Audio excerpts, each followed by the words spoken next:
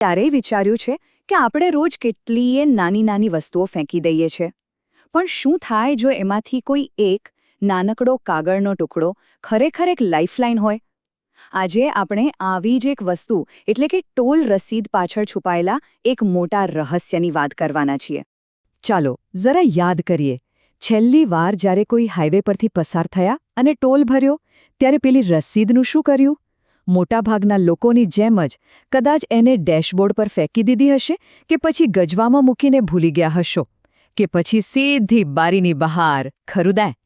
અને સૌથી આશ્ચર્યની વાત તો એ છે કે લગભગ 90% લોકોને એ ખબર જ નથી કે એ જે કાગળનો ટુકડો ફેંકી રહ્યા છે એ કેટલો કામનો હોઈ શકે છે.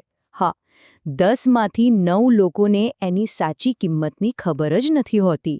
તો આખી વાત એમ છે કે આપણે બધા જ આ ટોલ રસીદને એક રીતે જોઈએ છીએ, પણ શું એ ખરેખર એટલો જ છે જેટલો આપણે સમજીએ છીએ? સામાન્ય રીતે શું થાય છે? આપણે એને બસ પૈસા ચૂકવ્યાનો એક પુરાવો માનીએ છીએ. ટોલગેટ પાર કર્યો એટલે રસીદનું કામ પૂરું. પણ શું ખરેખર વાત આટલી જ છે?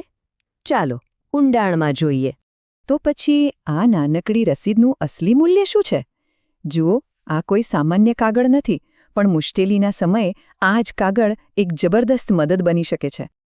આને માત્ર પૈસાના હિસાબ કિતાબનો પુરાવો ન સમજો.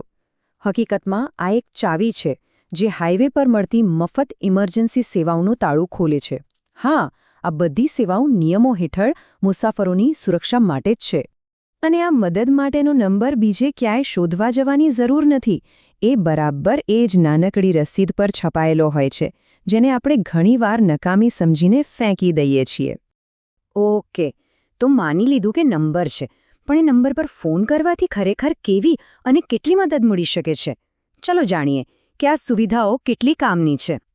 ચાલો એક પરિસ્થિતિની કલ્પના કરીએ. લાંબી મુસાફરી છે, હાઈવે પર ગાડી ચલાવી રહ્યા છો અને અચાનક ગાડી બંધ પડી જાય છે. આજુબાજુ દૂર દૂર સુધી કોઈ ગેરેજ નથી. ત્યારે શું કરશો? બસ ત્યારે જ પેલી રસીદ પરનો નંબર ડાયલ કરવાનો છે.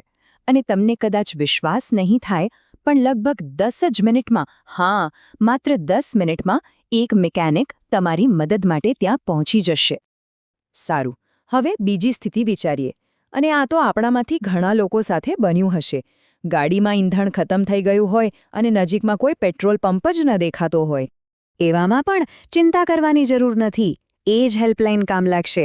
ખાલી એક ફોન કરવાનો અને 5 થી 10 લીટર પેટ્રોલ કે ડીઝલ સીધું તમારી ગાડી પાસે પહોંચી જશે. છે ને કમાલની વાત? ગાડી અને ઈંધણની વાત તો બરાબર છે, પણ સૌથી ગંભીર પરિસ્થિતિ વિશે શું? જો મુસાફરી દરમિયાન કોઈની તબિયત લથડે, કોઈ મેડિકલ ઇમરજન્સી આવી જાય તો? તો જો જેવી રીતે મિકેનિક પહોંચે છે, બરાબર એટલી જ ઝડપથી, એટલે કે લગભગ 10 જ મિનિટમાં એમ્બ્યુલન્સ પણ તમારી જગ્યાએ પહોંચી જાય છે. અને આવા સમયે એક મિનિટ કેટલી કિંમતી હોય છે એ આપણે સૌ જાણીએ છીએ. હવે મનમાં એક મોટો સવાલ જરૂર આવ્યો હશે કે ભાઈ, હવે તો બધે ફાસ્ટેગ છે, અમારી પાસે તો કાગળની રસીદ હોતી જ નથી, તો અમારું શું? તો એનો પણ ઉપાય છે.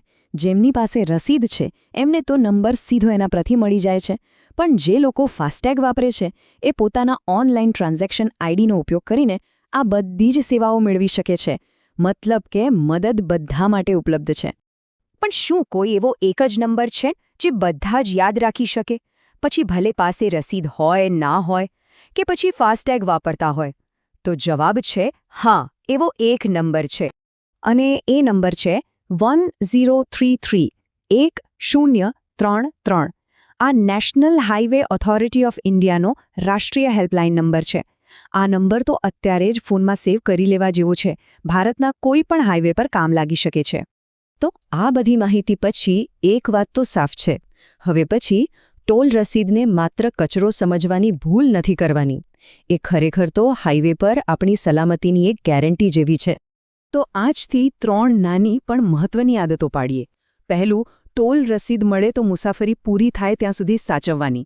બીજું, 1033 નંબર ફોનમાં સેવ કરી જ લેવાનો. અને ત્રીજું, જો ફાસ્ટેગ વાપરતા હોઈએ તો પોતાનું ટ્રાન્ઝેક્શન આઈડી ક્યાંથી જોવો એ જાણી લેવાનું. અને જતા પહેલાં એક સવાલ સાથે છોડી જાઉં છું. જરા વિચારો, આપણી આસપાસ રોજબરોજની આવી બીજી કેટલીય વસ્તુઓ હશે જે દેખાવમાં સામાન્ય હોય પણ એની અંદર કોઈ મોટી કામની વાત છુપાયેલી હોય. વિચારવા જેવું છે નહીં?